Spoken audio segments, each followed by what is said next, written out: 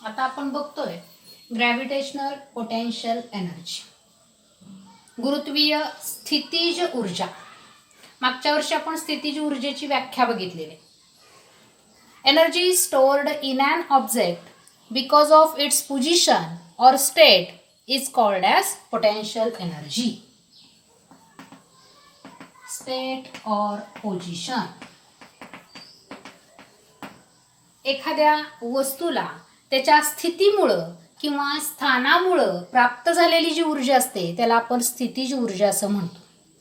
आणि ही स्थितीज ऊर्जा relative to distance or this energy is relative to distance. म्हणजे जसं अंतर वाढत जाणार आहे तसं ही स्थितीज ऊर्जा देखील वाढताना आपल्याला दिसून येणार आहे. आपल्याला सूत्र पोटेन्शियल एनर्जीचं माहिती आहे. Potential energy is equal to mgh. As this equation contains h, what is h? h is the height of object from the surface of earth. पृथ्वीच्या पृष्ठभागापासून त्या वस्तूचं अंतर. म्हणजे जसं अंतर वाढणार आहे तसं ही पोटेन्शियल एनर्जी स्थितीज ऊर्जा सुद्धा आपल्याला वाढताना दिसणार आहे. त्याचबरोबर मागील घटकामध्ये आपण व्हॅल्यू ऑफ जी मध्ये जी ची मॅग्निट्यूड आपण बघितली की जशी एखादी वस्तू वरच्या दिशेने जात असते as the distance increases acceleration due to gravity काय होत असते, कमी होत असते. आता आपल्याला ह्या ग्रॅव्हिटेशनल पोटेन्शियल एनर्जीचं सूत्र काढायचं आहे. त्याच्यासाठी आपल्याला जी ची किंमत माहिती आहे. G is equal to gm upon r square. Suppose this is equation 1, this is equation 2. Put 2 in equation 1. 2 ची किंमत समीकरण 1 मध्ये घातल्यानंतर काय होणार आहे, potential energy is equal to m तसंच राहिलं. जी ची किंमत किती झाली, capital G capital M upon r square आणि हे एच. अरेंज केलं आपण हे इक्वेशन काय होईल, potential energy is equal to G M M H भागिले आरचा वर्ग. आता व्हॉट इज एच. एच म्हणजे काय आहे, पृष्ठभागापासून पृथ्वीच्या पृष्ठभागापासूनचं अंतर. आणि पृथ्वीच्या केंद्रापासून जर अंतर मोजलं त्या वस्तूचं तर ते किती होणार आहे, H is equal to R plus H. What is R. R is nothing but radius of earth. पण सध्या वस्तू पृथ्वीच्या पृष्ठभागावर नसून ॲट हाईट एच इतक्या अंतरावर आहे. म्हणजे टोटल डिस्टन्स झालं आर प्लस एच. म्हणजे ह्या समीकरणामध्ये समीकरण 3 मध्ये एच आणि आर ची किंमत आपण लिहूया. काय होईल, potential energy is equal to आहे तसं राहील जी एम एम एचच्या जागी आपल्याला काय लिहायचं आहे, आर प्लस एच भागिले आर वर्गच्या जागी काय लिहायचं आहे आपल्याला, आर प्लस एचचा वर्ग. यातल्या आर प्लस एचला हे एक आर प्लस एच निघून गेलं. राहिलं काय, potential energy is equal to G M M upon R plus h. एक आर प्लस एच राहील.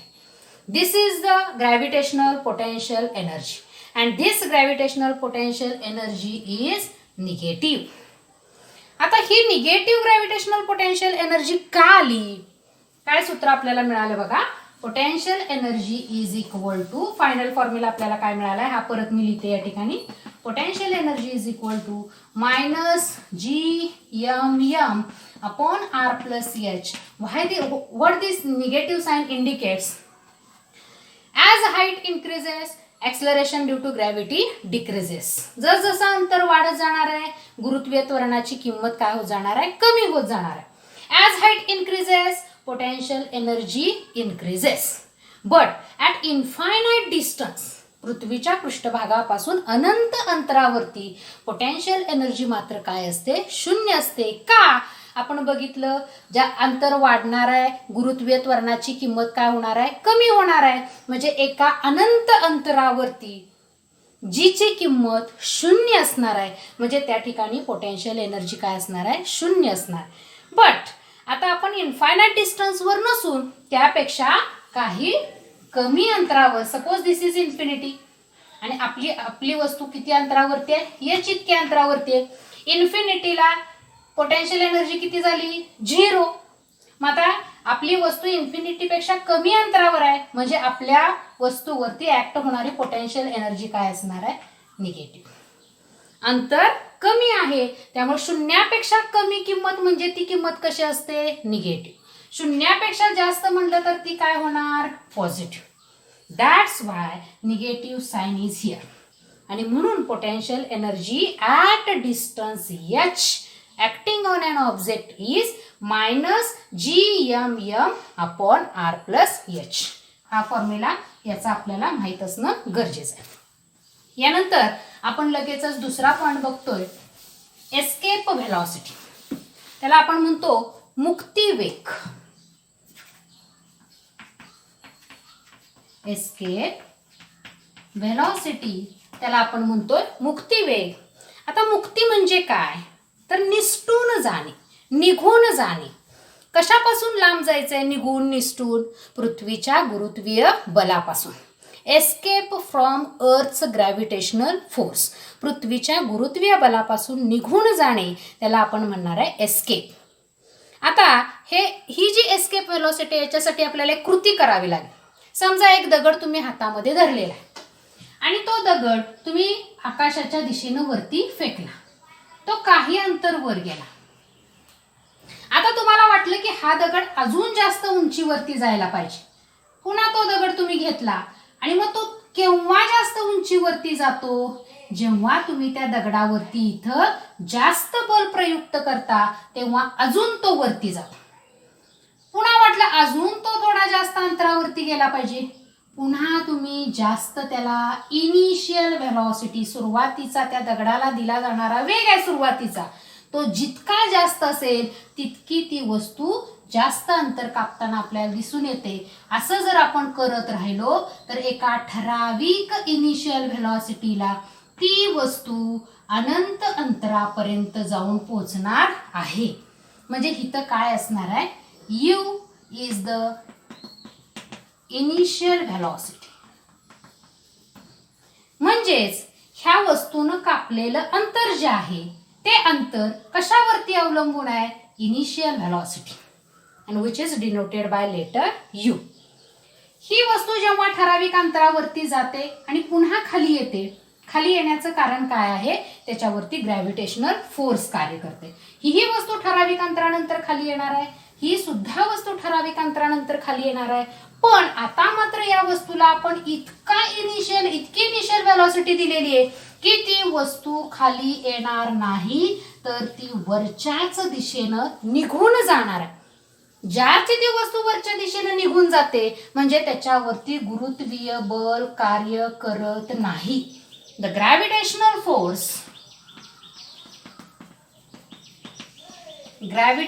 Force is equal to 0. ज्या अर्थी ही वस्तू जमिनीच्या दिशेनं येत नाही त्या अर्थी ती काय झाली? पृथ्वीपासून किंवा पृथ्वीच्या गुरुत्वाकर्षणापासून मुक्त झालेली आहे, एस्केप झालेली आहे. आणि याच्या मागचं काय कारण आहे? Initial velocity. For a particular value of initial velocity the object escape from earth's gravitational force and that initial value is called as escape velocity. त्याच आरंभीच्या वेगाला आपण म्हणणार आहे मुक्ती वेग. ही कृती आपण सगळ्यांनी पाहिली असेल. आता ही मुक्ती वेगाची व्याख्या आपण बघितली. आता सुरुवातीला आरंभीचा वेग, इनिशियल व्हेलॉसिटी, की ज्याच्यावरती त्या वस्तूची मॅक्झिमम हाईट डिपेंड असणार आहे, ते आपण काढणार आहे Newton's third equation of motion. काय आहे Newton's third equation of motion? v² is equal to u² plus 2as. v is final velocity, u is initial velocity, e is acceleration and s is the distance covered by an object. या ठिकाणी final velocity 0 आहे. a is equal to -g. का -g? जेव्हा वस्तू upward दिशेने जात असते तेव्हा ऍक्सलरेशन ड्यू टू ग्रॅव्हिटी तिला कुठं खेचत असते? डाऊनवर्ड दिशेने खेचत असते. म्हणून या ठिकाणी ऍक्सलरेशन ड्यू टू ग्रॅव्हिटी काय झाली? निगेटिव्ह झाली. आता ह्या व्हॅल्यू इथं सबस्टिट्यूट केल्या काय होईल बघा? 0 is equal to u² plus 2 into -g into s. म्हणजेच काय झालं? U square minus 2GS. हे मायनस 2GS इकडे आलं तर प्लस होणार आहे, म्हणजेच U square is equal to 2GS. आपल्याला मॅक्झिमम हाईट किंवा डिस्टन्स काढायचं आहे आणि हे मॅक्झिमम डिस्टन्स काढायचं म्हणजे कशाची किंमत काढायची आपल्याला, यस काढायचं आहे.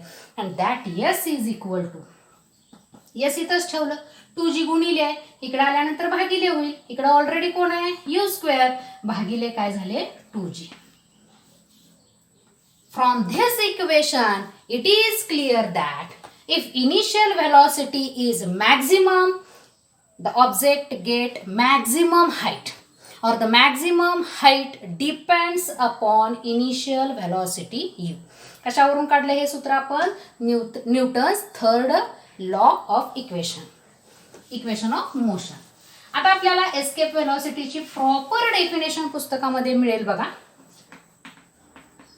एस्केप वेलॉसिटी पान नंबर 13 वरती ही व्याख्या आपल्याला दिसून येते. आपल्याला एस्केप होण्यासाठी काय करायचं आहे, त्या वस्तूची इनिशियल व्हेलॉसिटी इन्क्रीज करायची. If we keep increasing the initial velocity of an object, एखाद्या वस्तूचा आरंभीचा वेग जर आपण वाढवत गेलो, it will reach larger and larger height. आकृतीत मगाशी दाखवल्याप्रमाणे ती वस्तू जास्त जास्त अंतर कापेल. And above a particular value of initial velocity, एका ठराविक आरंभीच्या वेगाला the object is able to overcome the downward pull. आता त्या वस्तूवरती कोणताही डाऊनवर्ड पृथ्वीचं गुरुत्वीय बल त्या वस्तूवरती कार्य करणार नाही आणि ती वस्तू खालच्या दिशेनं येणार नाही एका ठराविक आरंभीच्या वेगाला. The object will able to overcome the downward pull by the earth and can escape the earth for ever. कायमस्वरूपी ती वस्तू पृथ्वीच्या गुरुत्वाकर्षणापासून निघून जाणार आहे, लांब जाणार आहे. And will not fall back on the earth, पृथ्वीवरती ती परत येणार नाही. This initial velocity is called as escape velocity. आणि आता आपल्याला एस्केप व्हेलॉसिटीचा फॉर्म्युला मिळवायचा आहे आणि हा फॉर्म्युला मिळवत असताना आपल्याला एनर्जीचा विचार करावा लागेल. लॉ ऑफ एनर्जी कन्झर्वेशन या ठिकाणी वापरावं लागेल. त्याच्यासाठी आपल्याला energy on the surface of अर्थ आणि एनर्जी ॲट इन्फायनाईट डिस्टन्स या दोन वेगवेगळ्या एनर्जीज काढाव्या लागतील. पहिल्यांदा आपण काढूया energy on the surface of अर्थ, पृथ्वीच्या पृष्ठभागावरील ऊर्जा, त्या वस्तूची ऊर्जा. First is kinetic energy. आपल्याकडे कायनेटिक एनर्जीचा फॉर्म्युला आहे 1/2 mv². पण या ठिकाणी आपल्याला एस्केप व्हेलॉसिटी काढायची आहे म्हणून आपण लिहिलं 1/2 mv escape square. Second is potential energy. आत्ताच आपण पोटेन्शियल एनर्जीचा फॉर्म्युला बघितला, तो काय होता, -gm/r+h. हा फॉर्म्युला आपण बघितला. पण if object is at height h, तेव्हा आपल्याला हा फॉर्म्युला वापरावा लागेल. आता आपण एनर्जी काढतोय ऑन द सरफेस ऑफ अर्थ, त्यामुळं या फॉर्म्युल्यामध्ये एच न येता फक्त आर येईल. Third is total energy. Total energy is nothing but K plus P, म्हणजे kinetic energy plus potential energy या दोघांची बेरीज 1/2 mv escape square. Potential energy किती मिळाली, -gm/r. इक्वेशन रिअरेंज केलं, total energy is equal to 1/2 mv escape square plus minus काय होणार आहे, -gm/r.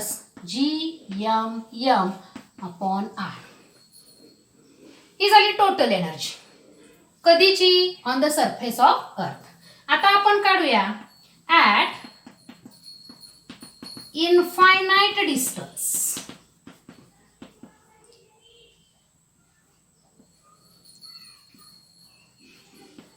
At infinite distance. पुन्हा तीच कृती. कायनेटिक एनर्जी इनफायनाइट डिस्टन्सला काय असणार आहे, 0 असते. कायनेटिक एनर्जी इनफायनाइट डिस्टन्सला किती असणार आहे, 0 असणार आहे. त्याचबरोबर पोटेन्शियल एनर्जी किती येणार आहे, हे सूत्र आहे -gmm/r. -gmm/r म्हणजे डिस्टन्स आणि इथं डिस्टन्स किती आहे, इन्फिनिटी. एनिथिंग अपॉन इन्फिनिटी त्याचं उत्तर येतं 0. कायनेटिक एनर्जी 0, पोटेन्शियल एनर्जी 0, म्हणजे टोटल एनर्जी काय मिळाली आपल्याला? Kinetic energy plus potential energy 0 plus 0 that is equal to 0. आता ही जी total energy on the surface मिळाली त्याला मी E1 मानलं. ही जी टोटल एनर्जी मिळालेली आहे त्याला आपण E2 मानलं at infinite distance. According to law of conservation of energy, law of conservation of energy नुसार आपण काय म्हणतो? E1 is equal to E2. E1 आपल्याला काय मिळालं होतं? 1/2 mv square minus gmm upon r that is equal to 0. हे पलीकडे सगळं पाठवलं आपण काय येणार आहे? 1/2 escape square is equal to gmm upon r. एका एमला एक एम निघून गेला. 1/2 v escape square is equal to gm upon r. आपल्याला एस्केप व्हेलॉसिटीचा फॉर्म्युला काढायचा आहे. 1/2 नको, इकडे गेल्यावर 2 भागिले इकडे गेल्यावर गुणिले होईल. v एस्केपचा वर्ग बरोबर 2gm अपॉन r. आता आपल्याला स्क्वेअर नको आहे, फक्त आपल्याला v एस्केप व्हेलॉसिटी पाहिजे. म्हणजे आपण इकडचं काय घेतलं? स्क्वेअर रूट घेतलं. तसंच इकडं सुद्धा काय होणार आहे? Square root gm upon r. आता ह्या स्क्वेअर रूट मध्ये न्यूमरेटर आणि डिनॉमिनेटरला मी r न मल्टिप्लाय केलं. काय होतंय बघा? √2gm upon r into r divide by r. समीकरणाची किंमत बदलणार नाही. म्हणजेच v escape is equal to √2gmr upon r square. आता हेच समीकरण काय झालं बघा? v escape is equal to √2gr. हे स्मॉल जी कुणाच्या बदली आले? r तसंच राहिले. हे जे दिसतंय आपल्याला याच्या बदली काय आलेलं आहे? g. आपल्याला फॉर्म्युला माहिती आहे, small g is equal to gm upon r square. आणि त्याच्या बदली हे लिहिलेलं आहे आपण. म्हणजे एस्केप व्हेलॉसिटीचा फॉर्म्युला फायनल झाला v escape is equal to √2gr. जर आपण या फॉर्म्युल्यामध्ये किमती सबस्टिट्यूट केल्या, v escape is equal to √2, जीची किंमत आपल्याला माहिती आहे 9.8, इंटू आपल्याला रेडियस ऑफ अर्थ माहिती आहे 6.4 इंटू 10⁶. ह्या सगळ्या जर व्हॅल्यू आपण सबस्टिट्यूट केल्या तर याचं उत्तर येतं 11.2 किलोमीटर पर सेकंड. म्हणजेच एखादी वस्तू पृथ्वीच्या पृथ्वीच्या गुरुत्वीय बलापासून निसटून जायचं असेल, तिला एस्केप व्हायचं असेल, तर तिचं इनिशियल व्हेलॉसिटी कमीत कमी 11.2 किलोमीटर पर सेकंद असायला पाहिजे. If an object escape from Earth's gravitational force, then its initial velocity must be larger than 11.2 kilometre per second. हा पॉइंट सगळ्यांनी पुस्तकामधला अभ्यासायचा आहे.